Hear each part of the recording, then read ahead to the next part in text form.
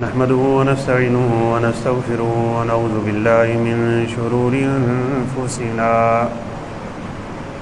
ومن سيئات أعمالنا من يهده الله فلا مضل له ومن يضلله فلا هادي له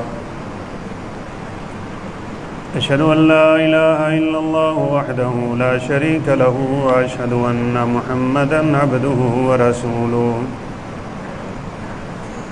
أما بعد فإن أحسن الحديث كتاب الله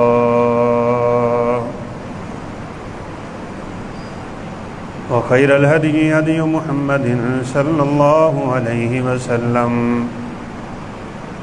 وشر الأمور محدثاتها وكل محدثة بدعة وكل بدعة ضلالة وكل ضلالة في النار يا أيها الذين آمنوا اتقوا الله حق تقاته ولا تموتن إلا وأنتم مسلمون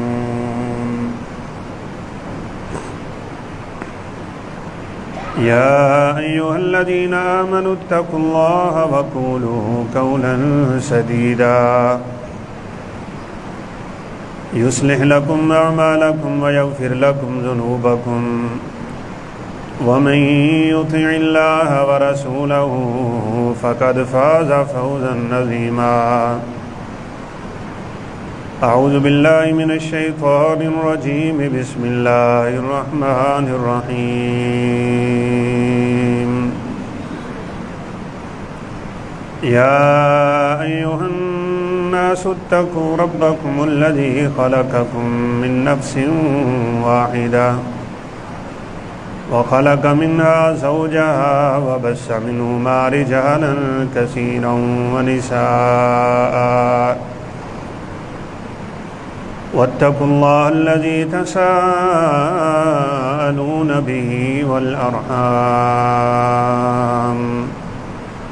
إن الله كان عليكم رقيبا رب اشرح لي صدري ويسر لي أمري واحلل عقدة من لساني يفقهوا قولي رب زدني علما سبحانك لا علم لنا إلا ما علمتنا إنك أنت العليم الحكيم۔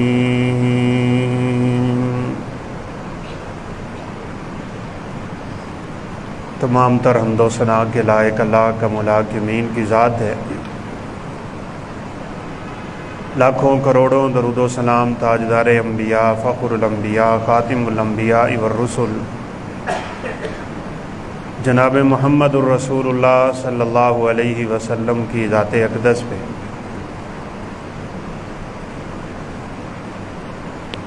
اللہ رب العزت کا ایک نظام ہے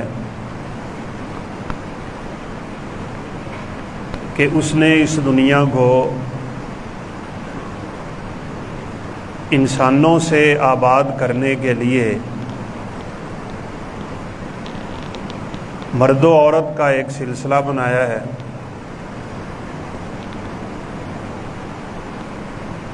پوری کائنات کا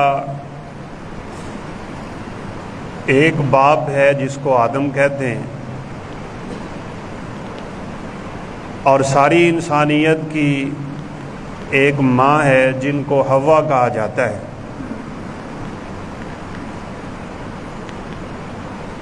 اللہ رب العزت نے ان دونوں سے اس دنیا میں انسانوں کو پھیلایا ہے، بسایا ہے، آباد کیا ہے،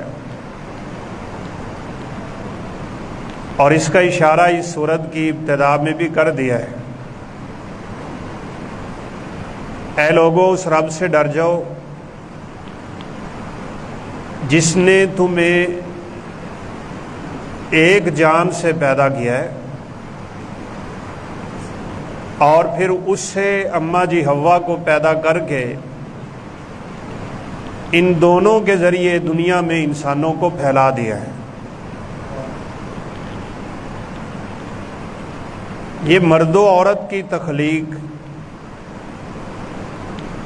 اس کائنات میں اللہ رب العزت کی بڑی نشانیوں میں سے ایک نشانی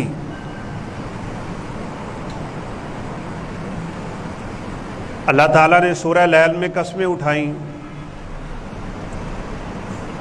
ان قسموں میں ایک قسم یہ بھی ہے وَمَا خَلَقَ الذَّكَرَ وَالْأُنثَىٰ.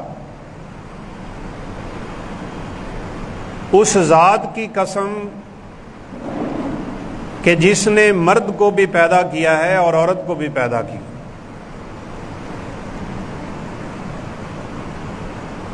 یہ سلسلہ انسانیت کا، آدم علیہ السلام کی اولاد کا، اس کا بڑھاؤ، اس کا پھیلاؤ قیامت تک، اور اس نسب کی حفاظت اسلام کا ایک بہت بڑا ترہ امتیاز. ایک طویل عرصے سے اسلام کے اس خاندانی نظام کو مسخ کرنے کی کوششیں جاری تھیں، جس میں غیر مسلم کامیاب ہو گئے.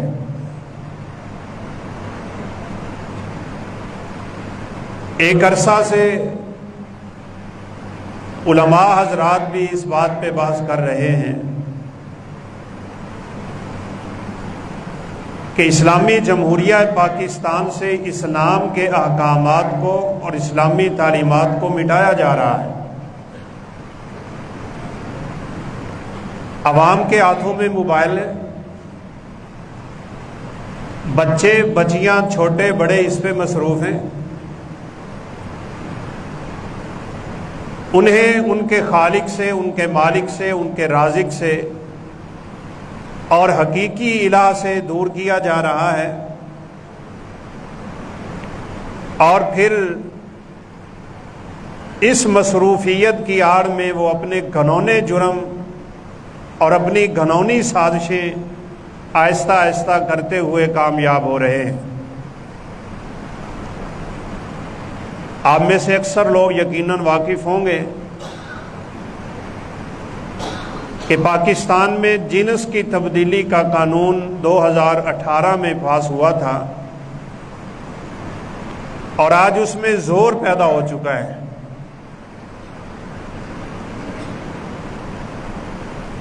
مرد اگر جا کے نادرا کے دفتر میں اپنے آپ کو عورت لکھوا دے وہ لکھ دیں گے.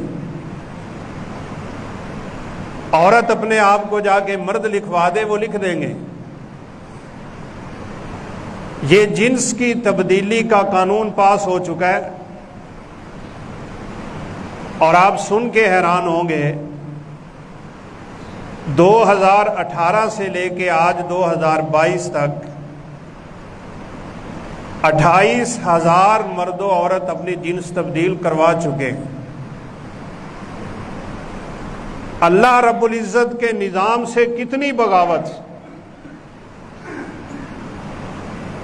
جس کو اللہ نے مرد بنایا وہ اپنے آپ کو عورت بنا رہا ہے اور جس کو اللہ رب العزت نے عورت بنایا وہ اپنے آپ کو مرد بنا رہی. اور حقیقت میں بات یہاں تک نہیں ہے. جو غیر مسلم ہمارے نسب نامے پہ حملہ کرتا ہے، ہمارے خاندانی نظام کو اجاڑنا چاہتا ہے اور یہاں صورتحال پیدا کرنا چاہتا ہے کہ مرد مردوں سے شادیاں کریں گے اور عورتیں عورتوں سے شادیاں کریں گی. یعنی یہ قانون ہمارے ملک میں پاس ہو چکا ہے، اس پہ عمل ہو رہا ہے. کرنے والی یہ ساری جماعتیں ہیں. سیدھی سی بات ہے، نون لیگ کا دور تھا 2018 میں، یہ بل پیش کرنے والی پیپلز پارٹی کی تھی، حمایت کرنے والی تحریک انصاف تھی، زور لگانے والی ایم کیو ایم تھی. ساری سیاسی جماعتوں نے مل کے اللہ رب العزت کی بغاوت کا یہ قانون پاس بھی کیا اور اس پہ عمل بھی ہو رہا ہے. یعنی آج تک 28,000 کیس داخل ہو چکے ہوئے ہیں. مرد عورت بن رہا ہے، عورت مرد بن رہی ہے. اور جس کو ہم صنف ثالث کہتے ہیں، تیسری مخلوق، ان کا تو بس اللہ ہی وارث۔ اسلام کی تعلیمات سے عدم واقفیت کا یہ نتیجہ ہے، اور یقین مانے بڑا تعجب ہوتا ہے کہ لوگ فون کر کے پوچھتے ہیں کہ جی یہ جو تیسری مخلوق ہے جس کو ہماری زبان میں ہجڑا کہا جاتا ہے، کیا ان کا جنازہ ہوگا؟ کیا ان پہ نماز فرض ہے؟ کیا یہ روزے رکھیں گے؟ کیا ان کو مسلمان کہا جائے؟ یہ قانون اس آڑ میں بنایا گیا تھا کہ ان کو ان کے حقوق دیے جائیں، لیکن حقیقت میں قانون اور سے اور ہے۔ صحیح بات یہ ہے میرے بھائیوں، اللہ رب العزت کی پیدائش ہے۔ اگر کسی کو اللہ نہ کرے اللہ آنکھیں نہیں دیتا تو کیا ہم اس کو گھر سے نکال دیتے ہیں؟ اگر کسی کے ہاں ایسا بچہ پیدا ہو جس کے اعضاء مکمل نہیں ہیں، پاؤں نہیں ہے، ہاتھ نہیں ہے، اللہ نہ کرے کوئی جسم کا اور حصہ نہیں ہے، کیا ہم اس کو گھر سے نکالتے ہیں؟ اسی طرح اگر اللہ نے کسی بچے کو اس طرح پیدا کر دیا کہ اس میں ایک مرد کی صفات کامل نہیں ہیں، جس کو عربی میں خنثی کہا جاتا ہے اور اردو میں ہجڑا سے ہم تعبیر کر دیتے ہیں، وہ انسان ہے، وہ اللہ کا بندہ ہے، وہ اللہ رب العزت کی عبادات کا اسی طرح مکلف ہے جیسے ہم لوگ مکلف۔ کسی کی زیادہ علامات عورتوں کی طرف چلی جاتی ہیں، کسی کی زیادہ علامات مردوں کی طرف چلی جاتی ہیں، اور ان کی تیسری قسم یہ ہوتی ہے جو مرد و عورت کے درمیان ہوتی ہے۔ ان کو گھروں میں رہنا چاہیے، ان کو گھروں میں رکھنا چاہیے۔ ہمارے معاشرے میں بے دینی کا یہ عالم ہے، ہم نے ان لوگوں کو ان لوگوں کے ہاتھوں میں دے دیا جنہوں نے بے حیائی اور عریانی کے اڈے گرم کر رکھے۔ یا تو وہ بیچارے سڑکوں پہ کھڑے ہو کے بھیک مانگ رہے ہیں، یا وہ ناچ گانے کی محفلیں سجا کے لوگوں کی آنکھوں کا مرکز بنے ہوئے ہیں، یا پھر اللہ معاف کرے آپ حیران ہوں گے کہ ایسے خطرناک گروہوں کے ہاتھوں میں ان کو دیا جاتا ہے کہ مرد کو عورت اور عورت کو مرد بنانے کے لیے ان کے اعضاء کاٹ دیتے ہیں۔ نہ ایمان رہا، نہ اخلاق رہا، نہ اقدار رہی، نہ وہ اسلامی تعلیمات رہی۔ آہستہ آہستہ آپ کے ملک سے اسلامی تعلیمات کا بیڑا غرق ہو رہا ہے۔ وقت ہے اپنے آپ کو سنبھالیں، وقت ہے اپنی اولادوں کو سنبھالیں، وقت ہے اپنے آپ کو دین سے جوڑ لیں، وقت ہے اپنی اولادوں کو قرآن کی تعلیمات پہ لگا دیں، وقت ہے اپنی اولادوں کو سنت رسول کا پابند بنا دیں۔ خدا کی قسم اٹھا کے کہتا ہوں، اللہ تب ہی اپنے عذاب نازل کرتا ہے جب من حیث القوم بیماریاں آتی ہیں، پھیلتی چلی جاتی ہیں، معاشرے میں ان بیماریوں کا وجود سے وجود ہوتا چلا جاتا ہے، پھر اللہ رب العزت ایسا عذاب نازل کرتے ہیں کہ رہتی دنیا تک ہمیشہ کے لیے عبرت کا نشان بنا دیتے ہیں۔ رسول اللہ صلی اللہ علیہ وسلم نے فرمایا ہے میری امت میں 3 کام ہوں گے، خسف و مسخ و قذف۔ جیسے پہلی امتوں پہ پتھر پڑے تھے آسمان سے، میری امت پہ بھی پڑیں گے۔ پہلی امتیں زمین میں غرق ہوئی تھیں، میری امت کے لوگ بھی ہوں گے۔ پہلے لوگوں کے چہرے مسخ ہوئے تھے، وہ بندر اور خنزیر بن گئے تھے، میری امت میں بھی کچھ لوگ ایسے ہوں گے جن کی شکلیں اللہ بندروں اور خنزیروں کی بنا دے۔ یہ آپ کے کل پرسوں کا کیس ہے۔ لڑکی عدالت میں آئی، جی میں لڑکا بننا چاہتی ہوں، اور کچھ تو صاف ظاہر ہے یہ کروا کے اپنی تھراپیاں شرابیاں اور پتہ نہیں کس قانون سے گزروا کے اپنے آپ کو بنا لیتے ہیں۔ اور اس سے خطرناک بات یہ ہے، آپ کہیں بھی جا کے اپنے آپ کو عورت ریکارڈ کروا دیں، عورت جا کے اپنے آپ کو مرد ریکارڈ کروا دے، کوئی آپ کو پوچھنے والا نہیں ہوگا۔ یعنی مرد جا کے عورتوں میں بیٹھ سکتا ہے، عورتوں کی تعلیم گاہ میں تعلیم حاصل کر سکتا ہے، ان کے ہاسٹل میں جا کے رہ سکتا ہے۔ جب مرد و عورت کا اختلاط اس حد تک چلا جائے گا، پھر آپ سوچئے ہمارے معاشرے میں بگاڑ کتنا پیدا ہو جائے۔ وہی قوم لوط والا کام، یہ اخبار پہ تو میں نے خود پڑھا ہے، سچی ہے جھوٹی ہے واللہ عالم، کسی علاقے میں مرد نے مرد سے شادی کر، باقاعدہ بارات گئی، باقاعدہ اس کو رجسٹر کیا جا رہا تھا۔ کیا ہو رہا ہے بھائی؟ ہماری آنکھیں بند ہیں، سیدھی بات ہے۔ ہمیں انہوں نے لگا دیا یہ روزی روٹی کے فکر میں، حکومتوں کے ہاتھوں مہنگائی کروا کروا کے، تاکہ اس ملک پاکستان کی عوام کو اتنا پست کر دیا جائے، انہیں پتہ ہی نہ چلے ان کے ملک میں کیا ہو رہا ہے، صرف ہر ویلے اپنے پیٹ پالنے کی فکر میں لگے رہیں، اور اس ملک سے آہستہ آہستہ اسلام کا نعوذ باللہ من ذالک کا کام تمام کیا جا رہا ہے۔ چونکہ صاف ظاہر ہے بھائی، اللہ رب العزت کے فضل و کرم سے جتنی جہادی تنظیمیں یہاں سے اٹھی ہیں کہیں نہیں ہیں، جتنی مساجد، جتنے مدارس، جتنا دین کا کھلا ماحول، جتنا پردے کا اہتمام، جتنی چہروں پہ داڑیاں، جتنا یہاں پہ ماحول تھا کسی ملک میں نہیں ہے۔ سب سے بڑی تکلیف ان کو یہ تھی، یہاں سے جہادی قافلے اٹھتے ہیں، جہادی تنظیمیں اٹھتی ہیں، یہ کل کو ہمارے لیے خطرہ بن سکتی ہیں، لہذا ان کے آہستہ آہستہ وہ سارے کے سارے اسلام کے تعلیمات ان کے دماغوں سے ہی نکال دیے جائیں۔ یہ آپ کی جو کن سکولوں کا ہم نام لیں ان سٹیجوں پہ کھڑے ہو کے، یہ جو برطانیہ کی ملکہ فوت ہوئی ہے، ٹیچروں نے کالے لباس پہنے، لڑکوں نے کالے لباس پہنے، لڑکیوں نے کالے لباس پہنے، پورے کا پورا سکول سوگ بنا رہا ہے اس عورت کے حق میں جس کا اسلام سے کوئی تعلق نہیں۔ آپ کے اسکولوں کی تعلیمات یہ ہیں، ناچ گانے عام ہیں، مرد و عورت کا، لڑکی لڑکی کا اختلاط عام ہے، ایک ہی سوئمنگ پول میں لڑکے اور لڑکیاں نہا رہے ہیں، والدین اتنے بے غیرت دیوس ہو چکے، وہ فخر کرتے ہوئے نہیں جرماتے کہ ہمیں اپنی بیٹی پہ اور اپنے بیٹے پہ فخر ہے، بہت اعلیٰ سکول میں وہ تعلیم حاصل کر رہے ہیں۔ ہماری اقدار کا جنازہ اٹھ رہا ہے بھائی، سنبھلیے، اپنے معاشرے کو سنبھالیے، اپنے گھر والوں کو سنبھالیے، اپنے کنبے قبیلے کو سنبھالیے، اپنے علاقے میں اپنی دعوت کو عام کیجیے، ہر سٹیج پہ، ہر جگہ پہ جتنی آواز بلند کر سکتے ہو کر لو۔ آج اگر یہ قانون رکا نہیں، رب کعبہ کی قسم ہے کل اس ملک میں عذاب نازل ہوں۔ یہ فیصلہ میرے پیغمبر کا ہے۔ یہ بیماری سب سے پہلے قوم لوط میں اتری تھی، لڑکیوں کو چھوڑ کے لڑکے لڑکوں کے ساتھ برا تعلق قائم کرتے ہیں۔ یعنی کیسی یہ غلیظ حرکت ہوئی ہے کہ بس اگر ایک مرد ہے اور اس کے دل میں یہ خواہش ہے، اسے یہ تمنا ہے کہ میں عورت ہوں، مجھے عورت بن کے رہنا چاہیے، بس اسے کچھ نہیں کرنا، جا کے نادرا کے دفتر میں اپنا ریکارڈ لکھوا دے کہ میں آج کے بعد عورت ہوں، اپنی جنس تبدیل کر لے، رہے پھر جا کے عورتوں کے ساتھ۔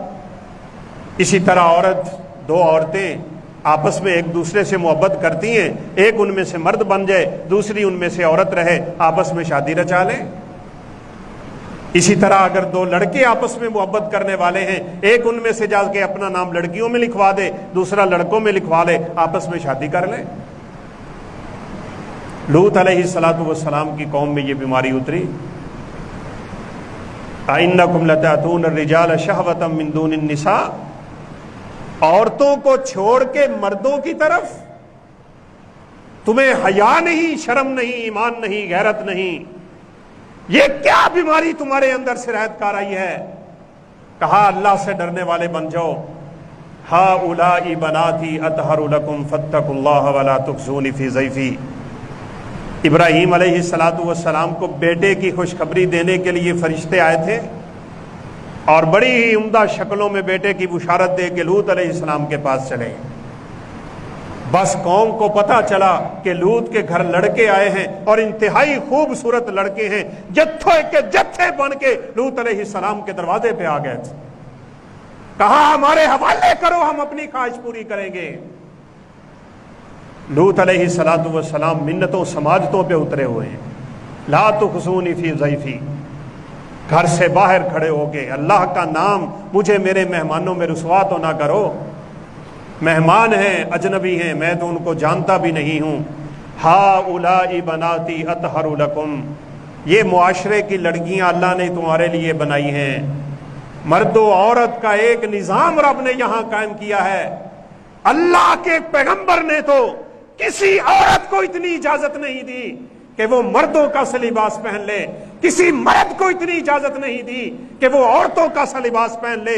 لعن اللہ المشبہات والمتشابہین، یہ لعنت فرما دی میرے پیغمبر نے جو مرد عورتوں جیسے بن کے رہتے ہیں، جو عورتیں مردوں جیسی بن کے رہتی ہیں۔ اللہ کے پیغمبر نے فرمایا ان پہ رب کی لعنت ہوا کرتی۔ اسلام تو اتنی بھی تبدیلی کی اجازت نہیں دیتا۔ ایک عورت کے بال چھوٹے ہو نا تو وہ اپنے بالوں کو لمبا ظاہر کرنے کے لیے ساتھ لمبے بال لگا لے، جس کو ہم لوگ وگ کہتے ہیں۔ اللہ کے پیغمبر نے فرمایا اگر کوئی عورت یہ کام کرے گی، کرنے والی پہ بھی اللہ کی لعنتیں برسیں گی، کروانے والی پہ بھی اللہ کی لعنتیں برسیں گی۔ تو اللہ کی خلقت میں تبدیلی پیدا کر رہی ہے۔ یہ سرمے بھروانے سوراخ کر کر کے عورتوں کی عادتیں ہیں، یہ آنکھوں کے اوپر والی بھنویں بنوانا عورتوں کی عادتیں ہیں، ان کو باریک سا کروا کے ان کو کٹوا کے اور پتہ نہیں کس طرح بنوانے کی کوشش کرتی ہیں۔ اللہ کے پیغمبر نے ان عورتوں پہ بھی لعنت فرما دی۔ لعن اللہ الواصلہ والمستوصلہ والواشمہ والمستوشمہ۔ یہ بعض عورتیں متفلجات تھیں، وہ اپنے دانتوں کے درمیان سوراخ کروا کے فاصلہ ظاہر کرتی تھی۔ تیرے دانت رب نے کیسے بنائے تھے؟ تو فاصلہ خود کروا رہی ہے، اللہ رب العزت کی لعنت کی مستحق بن رہی ہوتی۔ اگر کوئی مرد اپنے بال اتنے لمبے رکھ لیتا ہے کہ وہ عورتوں کی سی مشابت میں چلے جاتے ہیں تو اسلام کہتا ہے اس پہ اللہ کی لعنتیں برستی ہیں۔ لباس ایسا پہن لے جو عورتیں پہنتی ہیں، اپنی چال ڈھال میں عورتوں کی سی عادتیں اپنانا شروع ہو جائے، اسلام تو اس کی اجازت نہیں دیتا۔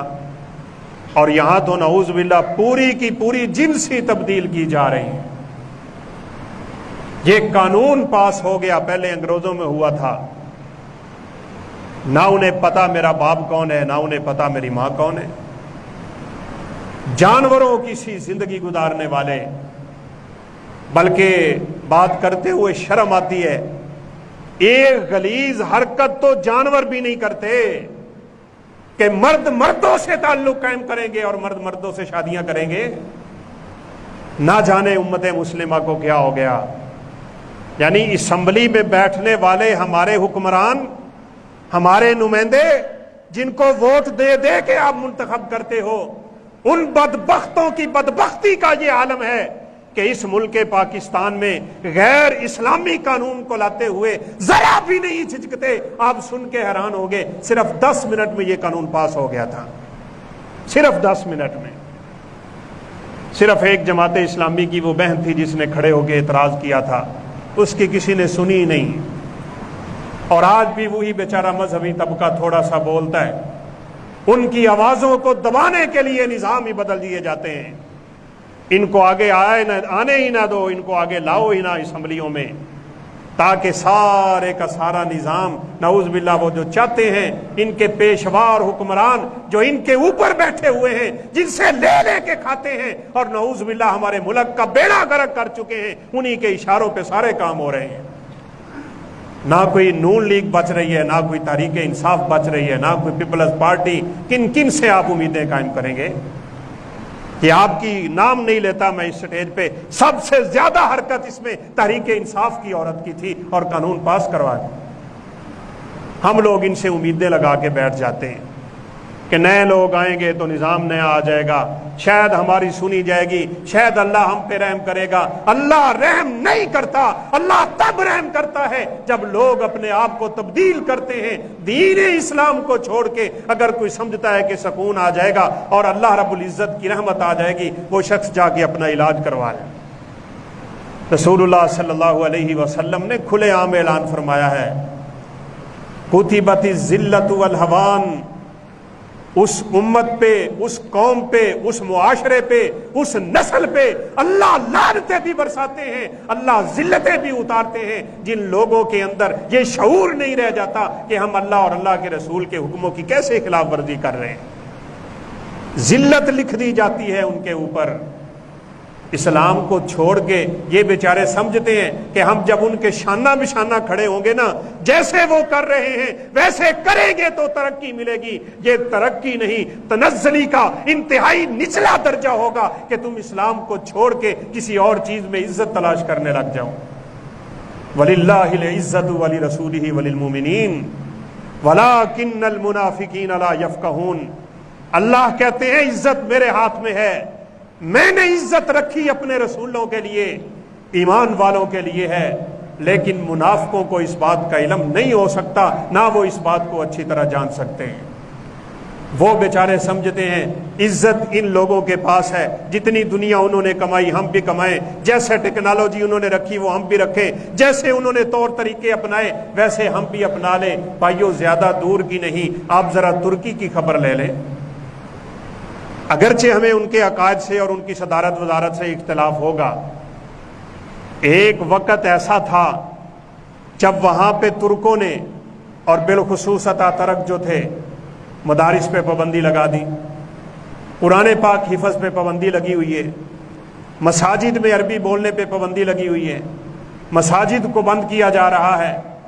یہ بیچارے عقل کے اندھے یہ سمجھ بیٹھتے ہیں کہ اسلام ترقی میں رکاوٹ کا بہت بڑا ذریعہ ہے، جبکہ اللہ نے دنیا اور آخرت میں عزتیں اسلام اور اسلام والوں کے لیے رکھی ہوئی ہوتی ہیں۔ یہ اس کا وعدہ ہے اور اللہ کے وعدے سچے ترین وعدے ہوا کرتے ہیں۔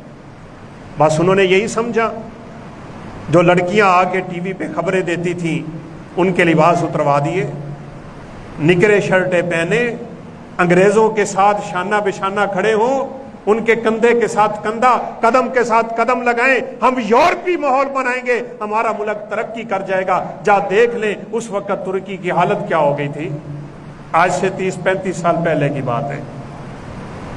اور پھر یہ صدر اردگان جو ہے، اگرچہ اس سے اختلاف ہے، سیدھی بات ہے، اب جا کے اسرائیل کی گود میں بیٹھ گیا، ادھر وہ فلسطین پہ دھماکے کر رہے ہیں، فلسطینی بچوں کو ذبح کر رہے ہیں، اور وہ ان کے ساتھ تجارتی معاہدے کر رہا ہے۔ لیکن چلے اتنا اس نے کیا، آگے مدارس کھول دیے، مساجد کھول دی، حفظ کا نظام دوبارہ شروع کر دیا، عورتوں کو کہا لباس پورا پہنو، ترقی اسلام میں نظر آئے گی۔ اس وقت سے لے کے آج تک اللہ ترکی کو عزتیں عطا کر رہا ہے۔ اگر ہم بھی کریں، ایک فرد کرے، ایک گھر والا کرے، ایک گھر والے مل کے کر لیں، ایک علاقے والے مل کے کر رہے ہیں، کوئی گاؤں والے مل کے کر رہے ہیں، لبے کعبہ کی قسم ہے اللہ حالات تبدیل کر دیا کرتا ہے۔ آپ نے سنا ہوگا ہمارے ماموں کانجن کے علاقے میں ایک گاؤں ہے، میں نے پہلے بھی یہ بات ذکر کی تھی، عرصہ 40 سے 45 سال گزر گئے، اس گاؤں کا ایک کیس بھی عدالت میں نہیں گیا۔ جس کا مسئلہ ہو وہ مسجد میں آتا ہے، اور مولانا امین صاحب وہاں پہ ایک عرصے سے کام کر رہے ہیں، ان کے پاس بیٹھ کے قرآن و سنت کی روشنی میں اپنے مسئلے کا حل تلاش کرتے ہیں۔ وہ جو فیصلہ دے دے، فریقین قرآن و سنت کے اس فیصلے پر راضی ہو کے اٹھ جاتا ہے۔ اللہ نے پورے گاؤں کو اپنی برکتوں سے بھر رکھا ہوا ہے۔ سگریٹ نہیں ملتا وہاں پہ، عورتیں پردہ کرتی ہیں، شادی بیاہ کے موقع پہ ڈھول نہیں بجتا، علاقے میں ڈھول نہیں بجتا۔ اور دیکھیں جا کے کبھی آپ اس گاؤں میں اللہ رب العزت کی رحمتیں کیسے نظر آ رہی ہیں۔ ہمارے ہاں کیا سے کیا ہوتا جا رہا ہے بھائی۔ اگر ہمیں اپنے معاشرے کی فکر کرنی ہے، اپنے بچوں کو دین کی تعلیم سے واقف کروائیں، ان کو دین کی تعلیم سکھائیں۔ ہم پرسوں وہاں پہ اپنے ادارے میں بیٹھے تھے، والد گرامی بھی وہاں پہ موجود تھے، اسی طرح کی باتیں ہو رہی تھیں، تو انہوں نے کہا اللہ کی قسم یہ آپ لوگوں پہ بڑی رحمت ہے رب کی، یہ مدارس کی چار دیواری اللہ رب العزت کی رحمتوں کا ایک بہت بڑا مرکز ہوا کرتا ہے۔ یہاں تمہیں پتہ ہی نہیں کہ باہر دنیا میں کیا ہو رہا ہے، کتنی رب کی نافرمانی ہو رہی ہے، بے حیائی اور عریانی فحاشی کس عروج پہ پہنچ چکی ہے، اور اللہ رب العزت کے قانونوں کی دھجیاں کیسے اڑائی جا رہی ہیں۔ وہاں اللہ اور اللہ کے رسول کی آواز بلند ہو رہی ہوتی ہے، اور اللہ رب العزت کی رحمتیں الحمدللہ صبح و شام نظر آ رہی ہوتی ہیں۔ اب یہی ایک کلا ہے جس کے اندر آ کے ہم اپنے آپ کو بچا سکتے ہیں۔ عزتیں بھی یہاں ملیں گی، برکتیں بھی یہاں ملیں گی، رحمتیں بھی یہاں ملیں گی۔ اللہ نے کتنی بستیوں کا اشارہ کیا ہوا ہے، ضرب اللہ مثلا قریۃ کانت آمنۃ مطمئنۃ یأتیہا رزقها رغدا من کل مکان۔ ایک بستی کی مثال اللہ کہتے ہیں میں دیتا ہوں، ان کے پاس رزق آتا تھا، صبح و شام رزق، باغات ہی باغات، پھل ہی پھل، اللہ نے سب کچھ عطا کیا ہوا تھا، قریب قریب علاقے تھے، بڑا پرامن سفر تھا، کوئی چوری نہیں، کوئی ڈاکہ نہیں۔ اللہ رب العزت کی برکتیں اور رحمتیں اتنی بھرپور تھیں کہ ابن کثیر رحمہ اللہ نے تو یہاں تک لکھا ہے کہ ایک بیمار آدمی اگر اس علاقے سے گزر ہی جاتا تھا، وہاں کی ہوا اتنی پاکیزہ تھی کہ اس ہوا کی وجہ سے اللہ اسے شفا عطا کیا کرتا۔ پھر کیا ہوا؟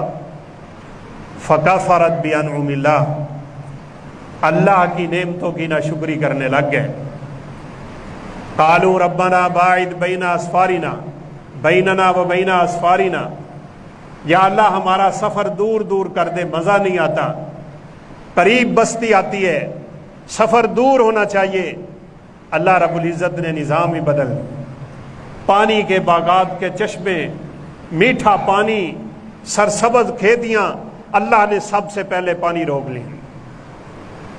ضرورت ہو تو روک لیتا ہے، ضرورت نہ ہو تو زیادہ دیتا ہے، اور ہمارا ملک اس کا مشاہدہ کر چکا ہوا ہے۔ اب جہاں جہاں پانی کھڑا ہے وہاں وہاں بیماریاں عروج پہ ہیں، بچے مر رہے ہیں بیچارے بیماریوں سے، اور بوڑھے مر رہے ہیں بیماریوں سے۔ بچائیں، اب ابھی آپ مجھے بتائیں کہ اللہ رب العزت کا عذاب واپس نہیں گیا اور ان لوگوں کو ان چیزوں کی فکر پڑ گئی کہ ہم نے اللہ رب العزت کے بنائے ہوئے قانون کو توڑنا کیسے؟ اب شاید یہ بیچارے آسمان سے پتھروں کی بارش کا انتظار کر رہے، اور وہ ہوگی، سیدھی بات ہے۔ آپ صلی اللہ علیہ وسلم نے واضح لفظوں میں فرمایا مسخ بھی ہوگا، خسف بھی ہوگا، قذف بھی ہوگا۔ یہ تینوں کی تینوں عذاب کی صورتیں اللہ نے پہلی امتوں پہ نازل کی تھی، آپ نے فرمایا میری امت پہ بھی نازل ہوں۔ وہ تو ابو داؤد کی مشہور روایت ہے، میں نے آپ کو پہلے بھی سنائی۔ بکریوں کا چرواہا بکریاں چراتا چراتا حالات کا ماڑا ہوا، وہ بیچارہ کسی سے جا کے مانگے گا کچھ مجھے کھانے کو دے دو، وہ کہیں گے کل آنا۔ آپ نے فرمایا وہ جائے گا، اللہ ان کی شکلیں بندروں اور خنزیروں کی بنا چکا ہو۔ کرتے کیا تھے؟ گانے سنتے تھے، یستحلون الحر والحریر والمعازف، گانے بجانے عام، ریشمی لباس کا استعمال، اور اللہ رب العزت کے حکموں کی دھجیاں اڑانا ان لوگوں کا پیشہ تھا۔ اللہ رب العزت نے ان کو خنزیر اور بندروں کی شکل اختیار کر دی۔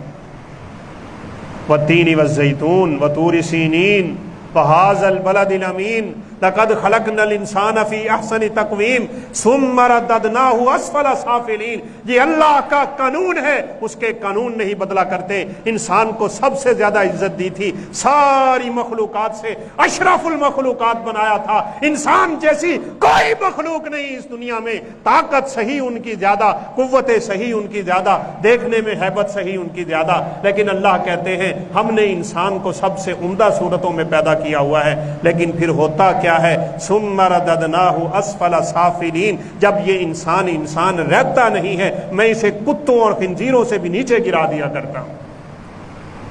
ان شر الدواب عند اللہ الذین کفروا۔ لہذا میرے بھائیوں یاد رکھیے، اگر بنی اسرائیل کے لوگوں کی طرح جب ان میں ایک بیماری سرایت کر رہی ہے، دوسرے روک رہے، تیسرا گروہ ایسا تھا جو کہتا تھا بس چپ ہی رہو، نہ روکنے والے نہ ان کے ساتھ کرنے والے، اللہ رب العزت کے عذاب کا کوڑا جب برسا تھا تو ان پہ بھی برسا تھا۔ برائی انسان دیکھے اور چپ کر کے گزر جائے، یہ بتائیں ذرا ہمارا اس یعنی مسئلے میں کیا حال ہے؟ کبھی ہم نے اپنے دوست کو بیماریوں سے روکا؟ یہ جو دل کی بیماریاں لگی ہوئی ہیں لوگوں کو، جن کو موسیقی اچھی لگتی ہے، جن کو نعوذ باللہ اس طرح کے گناہ اچھے لگتے ہیں، کیا ہم ان کو روکتے ہیں یا اللہ کے پیغمبر کے فرمان کے مطابق گونگے شیطان بن کے وہاں سے گزر جاتے ہیں؟ یہ انسان کے ایمان کی ادنا ترین حالت ہوتی ہے کہ کم از کم دل سے تو وہ اس گناہ کو برا جان لے، لیکن ہمارے ہاں تو اب دل سے بھی برا جاننے والی حالت نہیں رہ گئی۔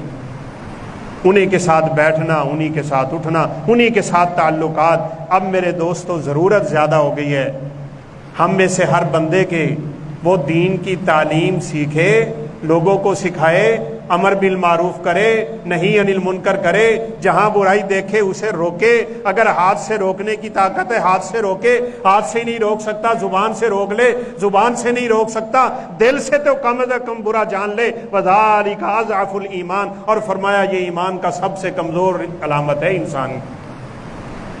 رسول اللہ صلی اللہ علیہ وسلم نے ایک مثال دی تھی، اور وہ مثال اب ہمارے معاشرے پہ پوری ہو رہی ہے۔ آپ نے فرمایا کچھ لوگ ہیں ایک کشتی میں سوار ہیں، کچھ لوگ کشتی کے اوپر ہیں، کچھ لوگ کشتی کے نیچے۔ اب اوپر والے جاتے ہیں پانی لینے کے لیے، یعنی نیچے والے جاتے ہیں اوپر پانی لینے کے لیے، تو ان کا بار بار ان کے پاس جانا تکلیف دیتا ہے۔ ان میں سے کوئی کہتا ہے کہ آپ ہمیں تکلیف اتنی نہ دو، یہ بار بار نہ آیا کرو۔ آپ نے فرمایا، انہوں نے کہا ٹھیک ہے، ہم پھر ایسا کرتے ہیں کہ کشتی کے نیچے سے سوراخ کر لیتے ہیں، وہاں سے پانی آئے گا ہم لے لیں گے، استعمال کر لیں گے۔ آپ صلی اللہ علیہ وسلم نے فرمایا اب وہ کشتی کو سوراخ کرنا شروع ہو گئے۔ اگر اوپر والوں نے نیچے والوں کا ہاتھ نہ تھاما، اس برے عمل سے نہ روکا، فرمایا نیچے والے تو غرق ہوں گے ہی ہوں گے، اوپر والوں کا بھی کام تمام ہو جائے گا۔ جہاں کہیں برائی دیکھو وہاں کھڑے ہو کے اس کو روکنے کی کوشش کرو۔ یہ صرف میری ذمہ داری نہیں ہے، یہ صرف آپ کی ذمہ داری نہیں ہے، یہ معاشرے کے ہر فرد کی ذمہ داری ہے، لیکن ہم نے اس ذمہ داری سے یوں اپنا دامن چھڑایا ہوا ہے کہ یہ کام تو صرف مولویوں کا ہے، وہ بس سٹیج پہ کھڑے ہو کے بولیں اور کسی نے کیا کرنا ہوتا ہے۔ رسول اللہ صلی اللہ علیہ وسلم نے قسم اٹھائی ہے بھائی، والذی نفسی بیدی لتأمرن بالمعروف ولتنہون عن المنکر او لیوشکن اللہ ان یبعث علیکم عذابا ثم تدعونہ فلا یستجاب لکم۔ قسم ہے پیدا کرنے والے کی، تم میں سے ہر بندہ لوگوں کو برائی سے روکے اور ہر شخص تم میں سے نیکی کا حکم دے۔ بھائی کم از کم میں اپنے گھر والوں کا تو مسئول ہوں۔ نبی کریم صلی اللہ علیہ وسلم نے فرمایا کلکم راعٍ وکلکم مسئول عن رعیتی، ہر بندہ تم میں سے مسئول ہے، قیامت کے دن سوال ہوگا۔ اکیلا ہی اس دنیا میں ہے تو اس کو اس کی جان کے بارے میں سوال ہوگا۔ تجھے زندگی دی تھی، تجھے جوانی دی تھی، تجھے مال دیا تھا، تجھے عقل دی، تجھے شکل دی، تجھے سب کچھ دیا، بتا کیا کر گیا ہے۔ اور آپ سنتے رہتے ہیں، سخت ترین سوالوں میں سے ایک بڑا سوال یہ ہوگا، میں نے تجھے جوانی دی تھی، بتا تو نے اپنی جوانی کہاں خرچ کی۔ آج کل کے جوان اپنی جوانی کہاں لگا رہے ہیں؟ کرکٹ کے میدانوں میں، ٹی ویوں پہ، موبائلوں پہ، میچوں پہ، فلموں پہ، انٹرنیٹ پہ، فیس بک پہ، واٹس ایپ پہ، یوٹیوب پہ، کہیں ٹیوٹر پہ، کہیں کسی ایپ پہ، کہیں کسی ایپ پہ، انہوں نے ہی ہمارا بیڑا غرق کر دیا۔ ہمیں شعور تک نہ رہا وہ چاہتے کیا تھے، کیا کر رہے ہیں، کیسے آ رہے ہیں، کیا ہمارے ملک میں ہو رہا ہے، ہمیں کوئی فکر نہیں ہے۔ جوان رات کو 3-4 بجے جا کے سوتا ہے، اس کی فیس بک سے اس وقت جان چھوٹتی ہے، اسے شعور ہی نہیں کہ اللہ رب العزت نے مجھے پیدا کیوں کیا تھا، میرے ہوتے ہوئے کیا ہو رہا ہے، میری ذمہ داری کیا ہے۔ بھائیو کیسی عجیب بات ہے۔ رسول اللہ صلی اللہ علیہ وسلم نے فرمایا، صحیح بخاری کی یہ روایت ہے، ایک شخص گائے لے کے جا رہا ہے اور چلتے چلتے اس گائے کے اوپر سوار ہو گئے۔ جانور ہے، عقل نہیں دی اللہ نے جانوروں کو، شعور نہیں ہے۔ اور وہ شخص بھی کہ جس کو دین اسلام کا کوئی شعور نہیں، وہ جانوروں سے بدتر ہے، سیدھی بات ہے۔ کھانا پینا تو جانوروں کا کام ہے، کھاتے ہیں پیتے ہیں سو جاتے ہیں، بس یہی کام ہم نے کرنا ہے، تو دنیا میں کیا کرنے آئے تھے؟ برا ترین انسان جس کو پیٹ کی فکر اور کچھ کرنے ہی نہیں دے رہی۔ آپ صلی اللہ علیہ وسلم نے فرمایا تھا، سب سے گندا برتن جو انسان دنیا میں بھرتا ہے وہ اس کا اپنا پیٹ ہی ہے، بھرتا ہی نہیں، اسی کے پیچھے لگا رہتا ہے۔ لیکن دیکھیں ذرا یہ جانور، وہ جب اس کے اوپر سوار ہوا نا تو اس نے اسے کوڑا مارا، جیسے جانوروں کو آپ لوگ مار لیتے ہیں، سیدھی بات ہے۔ دیکھ کے اتنا دکھ ہوتا ہے کہ ایک تو اس کے اوپر وزن اتنا لادا ہوا ہے کہ اس سے چلا نہیں جا رہا، اور دوسرا اسے تیز چلانے کے لیے اوپر ڈنڈے برسا رہا ہے۔ وہ بیچارہ بول نہیں سکتا، اس لیے قیامت کے دن یہ جانور شکایت کریں گے، ان کے سامنے کھڑے ہو کے حساب دینا پڑے گا۔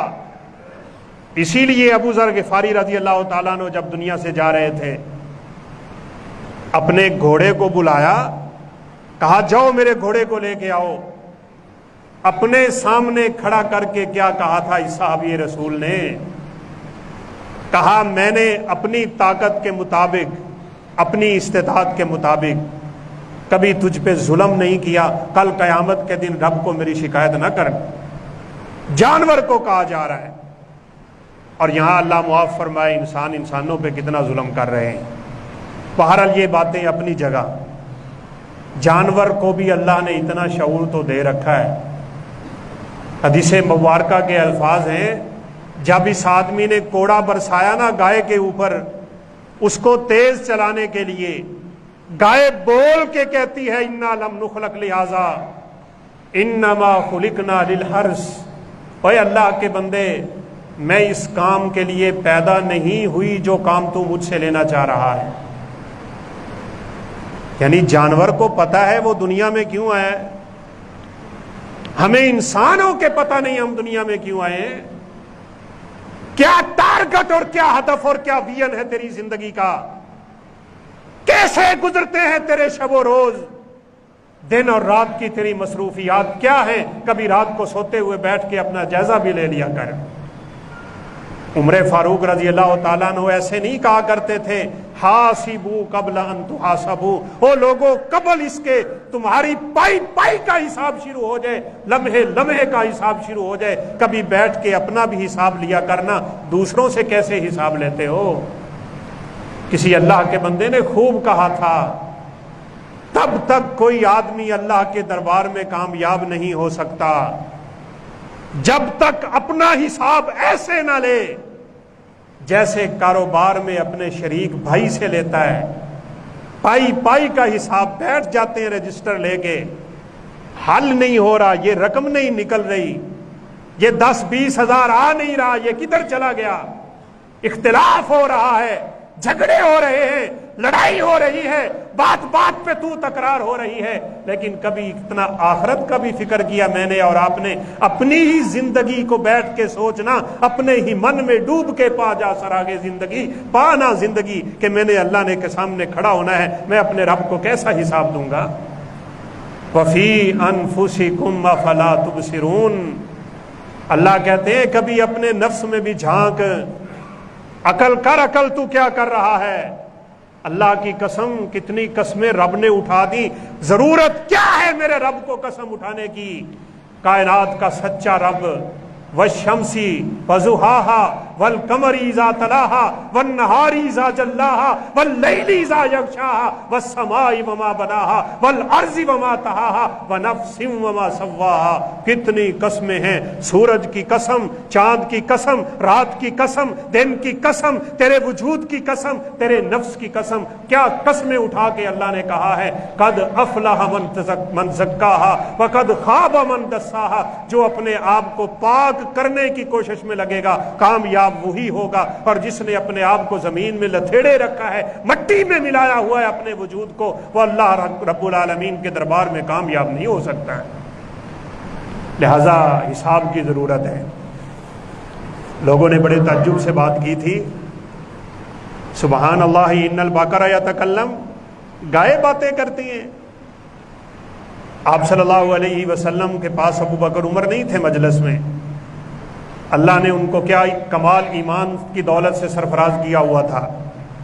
آپ صلی اللہ علیہ وسلم نے صاحبین کریمین کا نام لیا، کہا ہاں سنو، میرا ابو بکر اور عمر کا ایمان ہے کہ گائے باتیں کرے گی۔ یہ حالات تو بھائی آنے ہیں، جب قرب قیامت کی نشانیاں اور علامات پڑھتے ہیں نا کہ کیا کیا ہوگا اور کن کن حالات کا سامنا کرنا پڑے گا لوگوں کو، تو وہ آج کے حالات دیکھ کے جائزہ ہوتا ہے کہ وہ وقت قریب آ رہا ہے۔ اب صاف ظاہر ہے قوم لوط پہ پتھروں کی بارش ہوئی تھی، لڑکے لڑکوں سے برا فعل کرتے ہیں، فرشتے نے انگلی پہ اٹھایا ہے پورے کے پورے علاقے کو۔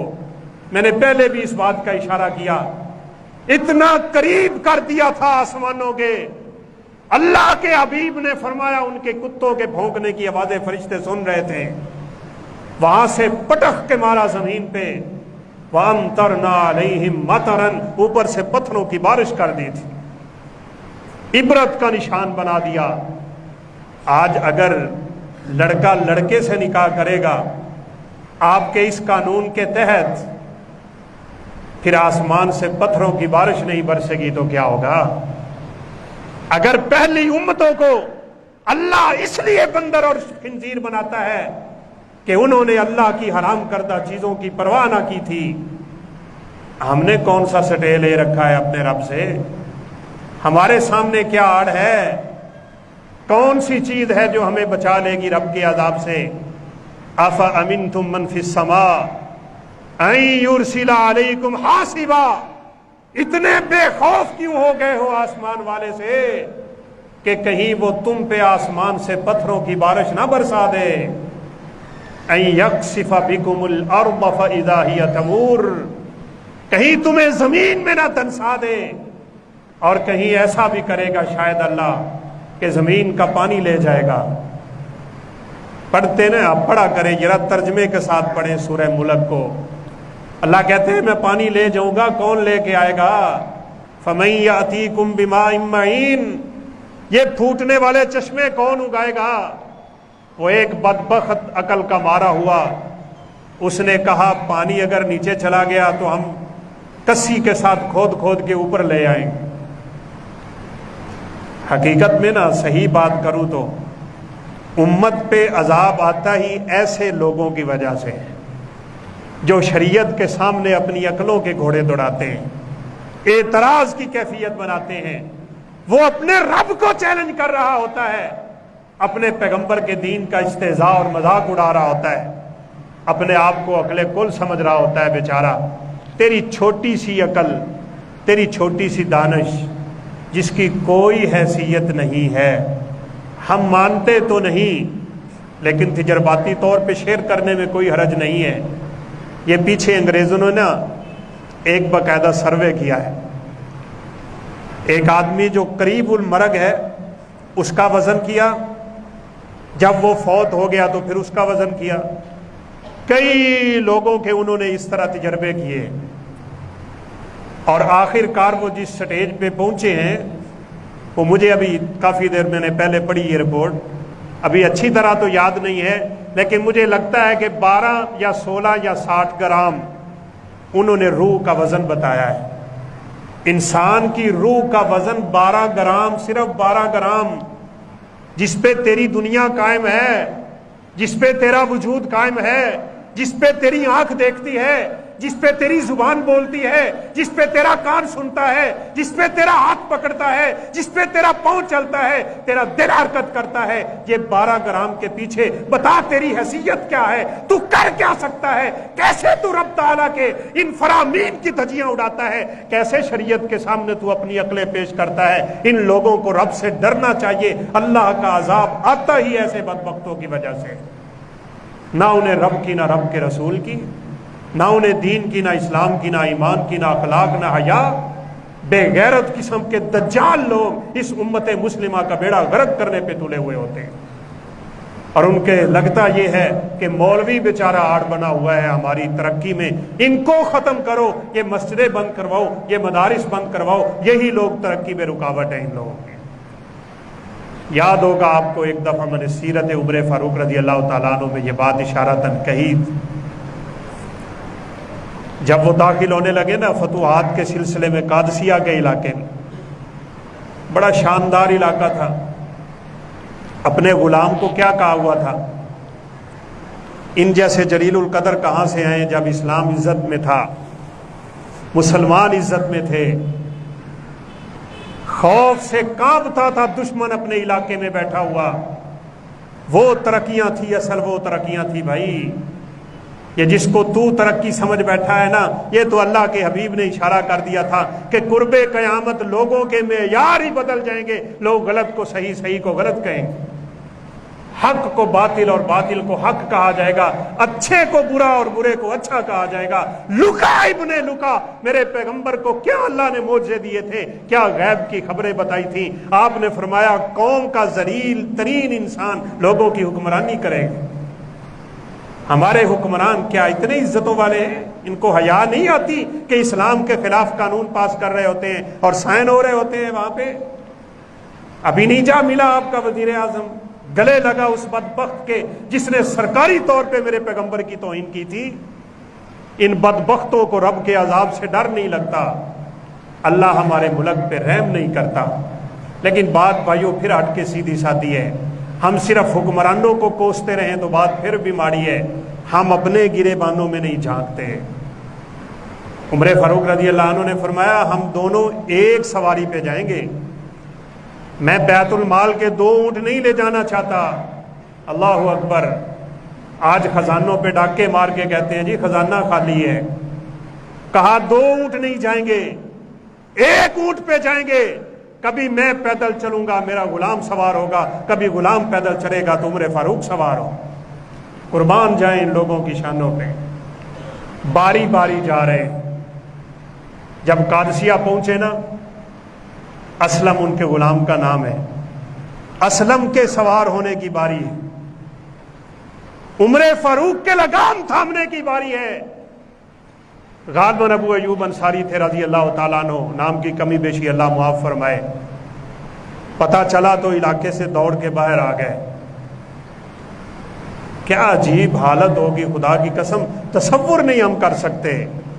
ہمارے جیسے 4 ٹکے کے بندے ہمیں کوئی بات کرے تو ہمیں اپنی عزت کے لالے پڑ جاتے ہیں۔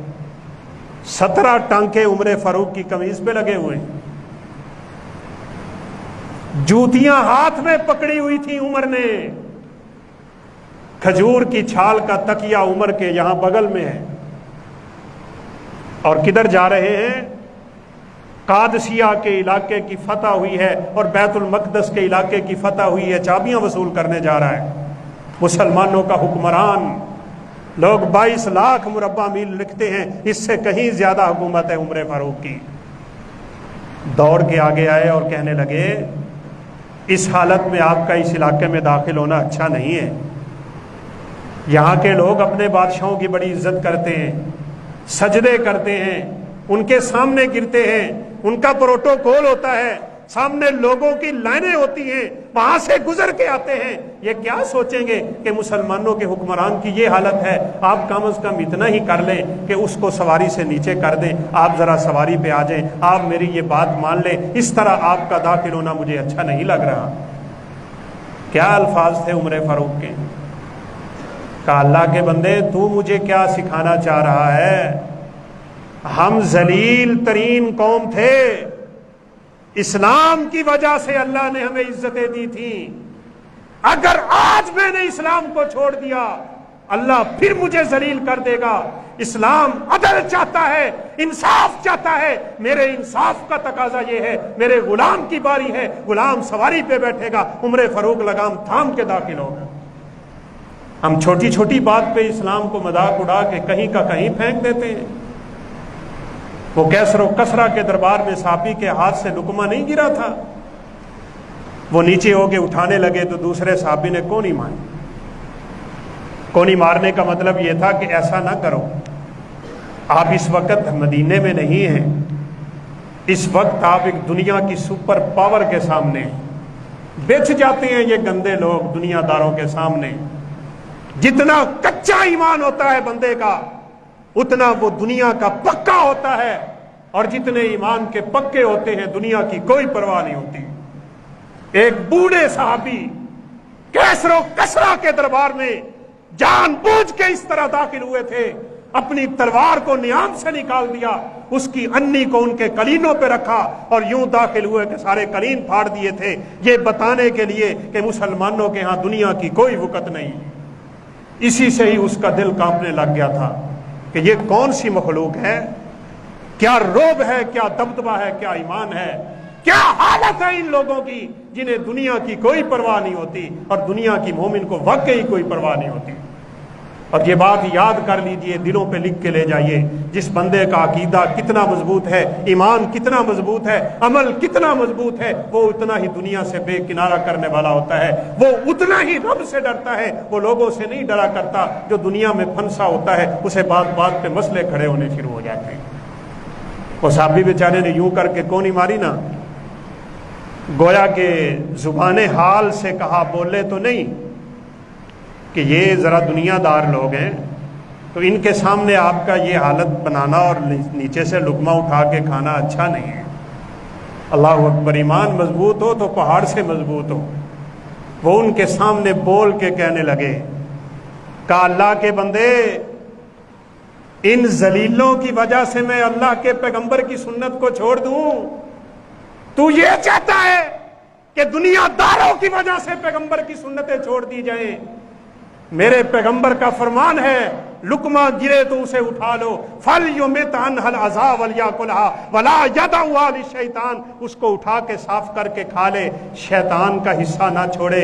میں اللہ کے پیغمبر کی سنت کو اگر ان کی وجہ سے چھوڑ دوں گا، اللہ پھر سے مجھے ذلیل کر دے گا جیسے ہم اسلام لانے سے پہلے ذلیل تھے۔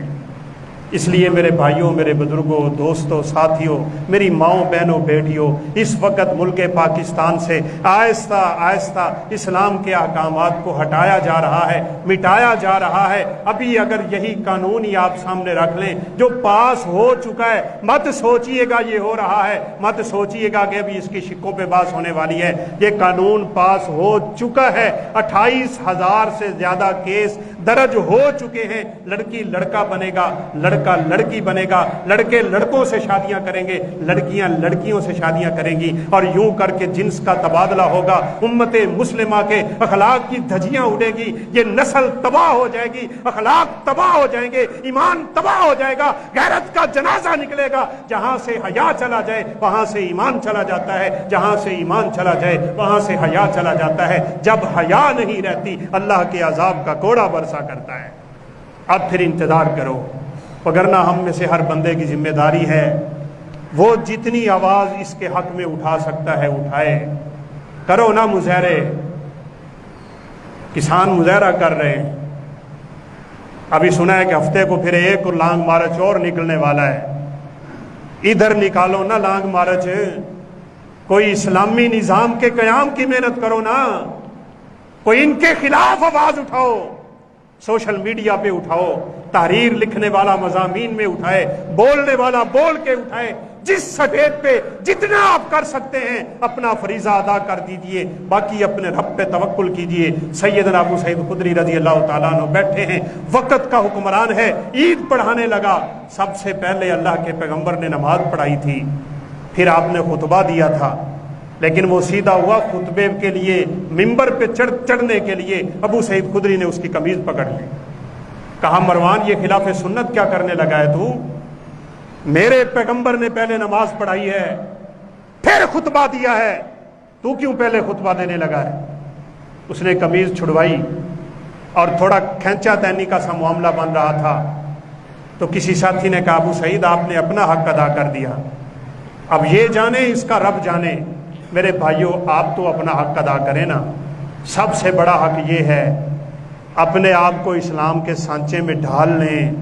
کل کو کہہ دینا اپنے رب کو، یا اللہ جب میرے ملک میں اسلام کے خلاف قانون پاس ہو رہے تھے میں نے اپنی ساری سستیاں چھوڑ دی تھی، میں نماز نہیں پڑھتا تھا میں نے شروع کر دی تھی، میرے چہرے پہ داڑھی نہیں تھی میں نے سجا لی تھی، میرا بیٹا کہیں سکول تھا میں نے اسے سکول کی تعلیم کے ساتھ دین کی تعلیم پہ لگا دیا تھا، میں اسے حافظ بنا چکا، میں اسے عالم بنا چکا، میں اپنے لیے امت مسلمہ کے لیے اسے صدقہ جاریہ بنا چکا۔ اب میرا رب تیری مرضی ہے، اب حالات کی تبدیلی تو میرے رب کے ہاتھ میں ہے، وہ بدلتا ضرور ہے لیکن انسان کو خود بدلنا پڑتا ہے۔ خدا نے آج تک اس قوم کی حالت نہیں بدلی، نہ ہو جس کو خیال خود اپنی حالت بدلنے کا۔ اللہ رب العزت سے دعا ہے اللہ میرے ملک پاکستان کی حفاظت فرمائے، ہمارے ملک میں اللہ اسلام کا بول بالا فرما دے، اسلامی احکامات اللہ ہمیں نافذ کروانے کی توفیق دے دے، ہمارے حکمرانوں کو ہوش کے ناخن لینے کی توفیق دے، اغیار کے تسلط سے اللہ ہماری جان چھڑا دے، اللہ ہمیں ایمان اور غیرت کی دولت سے مالا مال فرمائے، بے غیرتی اور دیوسی اور بے غیرت پن سے اور اس زندگی سے جو انسان کے لیے آر بن جائے اللہ ہم سب کو محفوظ فرمائے، اور آخر میں اپنے پیغمبر کا ساتھ نصیب فرما کے اپنی جنتوں کا وارث بنا دے۔ وآخر دعوانا الحمدللہ رب العالمین۔